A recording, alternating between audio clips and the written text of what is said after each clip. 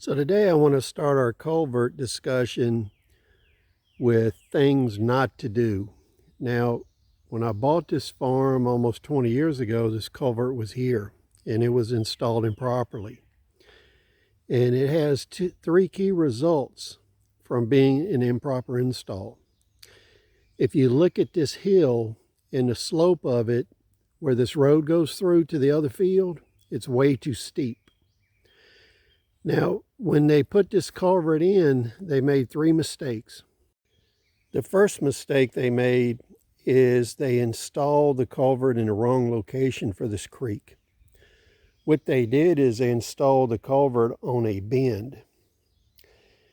And because of that, when the water brings debris in, it slows down and dumps it at the front of the culvert. The second thing they did is they put the culvert so the bottom of it, what's known as the invert, is too low. What they should have done is put the bottom of the pipe just a few inches below the bottom of this creek. What the result is this creates a dam and an impediment to flow of water.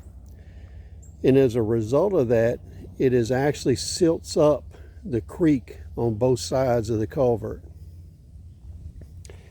And because of this, what they wanted to do was have the least amount of dirt covering the culvert so they didn't have to do much work. So this is not what you want to do. Now, what they should have done is move the culvert about 15 to 20 feet over toward where that fir tree is and put it there, because that would have been in a natural flow area for this creek, because this silted in area was not the original creek bed. So now that we're standing by this fir tree, if we look over this way into the woods, the creek is flowing naturally straight towards us. It would come right through where that high grass and those brambles and stuff are, where that tree is. It would flow through this area, and the natural creek was behind this high area in here. This would have been the perfect location for this culvert. And you can see we're about 15, 16, 20 feet away from where they buried it. Now, they would have had to use a lot more pipe over here. They would have had to have probably 3 sections of pipe.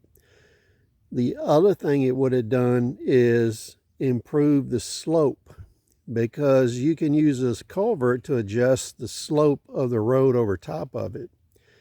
If we'd have properly installed a culvert here, we could have cut the slope on this road in half.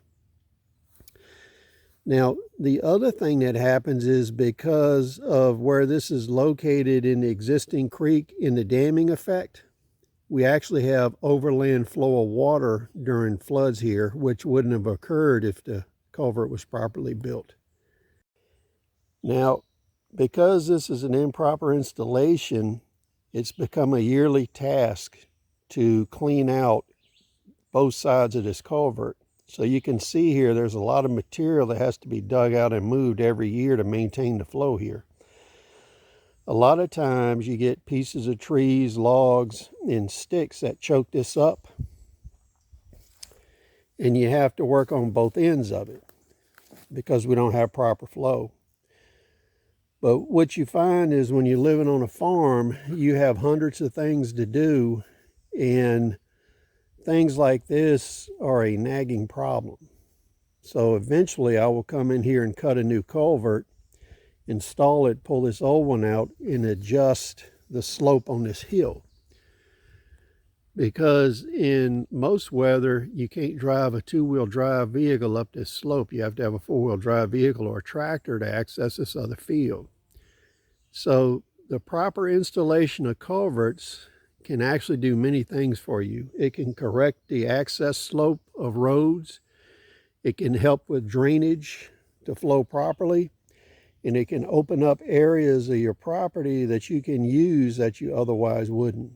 So now what we'll do is look at a bunch of drawings on how to build improvised culverts for SHTF.